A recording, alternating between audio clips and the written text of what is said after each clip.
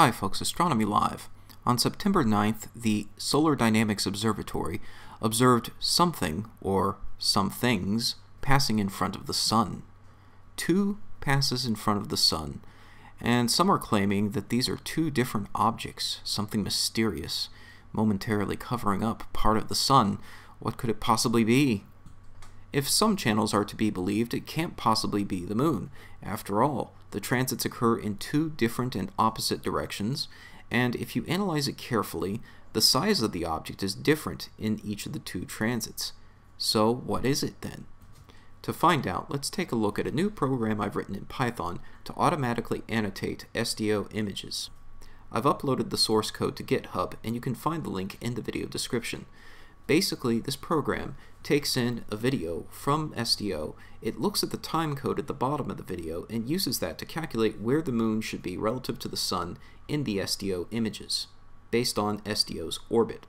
It then uses that information to render circles representing the Sun and Moon, and overlays that on top of the original video. The radius of each circle is determined by the apparent angular size of the Sun and Moon as determined by the program, based on SDO's position.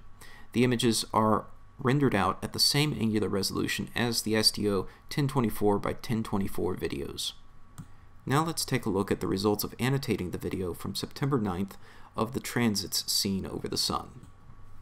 As you can see, both transits were in fact due to the Moon. Its position and its size were exactly what was predicted. So this may raise the question, why did the Moon appear to go in two different directions, and why did its size change during that time? The answer lies in something called retrograde motion.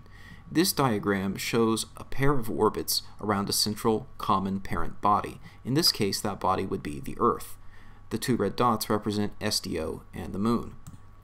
SDO is in a lower, faster orbit than the Moon, and as it passes the Moon, as you can see, retrograde motion occurs where the Moon appears to reverse direction. If this retrograde motion occurs during a solar eclipse caused by the Moon, you can see more than one eclipse from the perspective of SDO, as the Moon reverses direction and passes over the Sun again. Because SDO is orbiting the Earth and not on Earth's surface, it can see eclipses occurring even in months where there is no eclipse on Earth's surface. And even though the orbit is geosynchronous, and therefore it completes one orbit in one day, it's still moving faster than the Moon in a much higher orbit. This is not actually the first time that SDO has witnessed this kind of phenomenon. This previously occurred in March of 2011, and I predicted it several months prior in December of 2010. Even NASA had not predicted it at that point, but I saw that it would occur in Celestia, and now, with my own software, we can reanalyze that video. In the 2011 example, you can actually see the Moon stop and reverse direction in the middle of the transit.